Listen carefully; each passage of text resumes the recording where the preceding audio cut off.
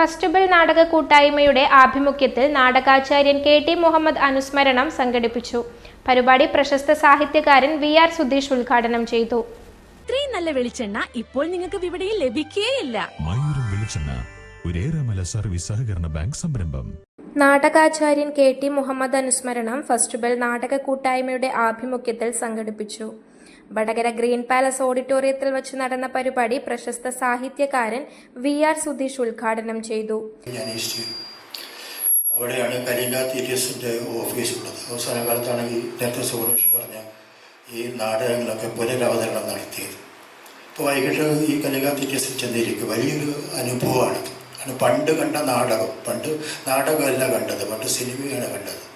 അച്ഛനും ബാപ്പയും എന്നുള്ള സിനിമയാണ് സംഘം എന്നുള്ള നാടകം. അതുപോലെ പണ്ട് കണ്ട കാഫർ. അങ്ങനെ അവ പുനരവതരിപ്പിക്കുമ്പോൾ അതിൻ്റെ റിഹേഴ്സൽ അവിടെ നടക്കുമ്പോൾ ഞാൻ വൈകിട്ട് ചെല്ലും. കേട്ടി ഞാൻ ഒരിടത്തിങ്ങനെ ഇരുന്ന് കേട്ടി പല കഥകളും പറയും. ഒരു വശത്ത് ഈ റിഹേഴ്സൽ നടക്കുന്നുണ്ടാവും. കേട്ടിയുടെ കഥകൾ കേട്ടാൽ നമ്മൾ അന്തപ്പെട്ടു പോകും. മലയാള സാഹിത്യത്തിന്, മലയാള നാടക പ്രേമികൾക്ക് സംഭവിച്ച ഏറ്റവും വലിയ ഒരു നഷ്ടം കേട്ടിയുടെ ആത്മകഥയാണ്. എഴുതപ്പെടാതെ പോയ ആത്മകഥ.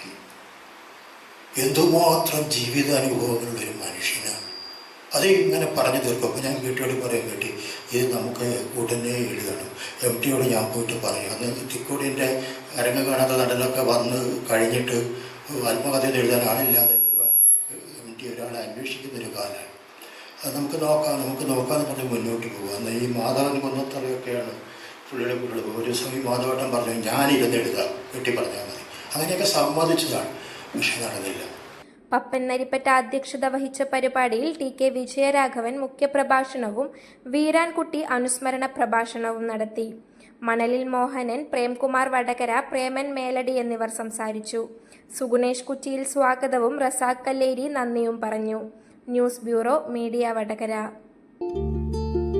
വലിയ സന്തോഷങ്ങൾക്കിടയിൽ നഷ്ടപ്പെട്ടു പോകുന്ന ചില ചെറിയ ഇഷ്ടങ്ങളുണ്ട്. ബാല്യത്തിൽ എപ്പോഴോ എന്നോടൊപ്പം നടന്ന് എനിക്കൊപ്പം വളർന്ന ചില ഇഷ്ടങ്ങൾ. ആ ഇഷ്ടങ്ങൾ സ്വന്തമാക്കാൻ എന്നോടൊപ്പം എന്നും ഉണ്ടായിരുന്ന എന്റെ ഫാമിലി.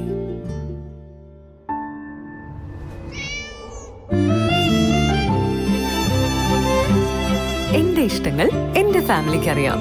Family wedding centre.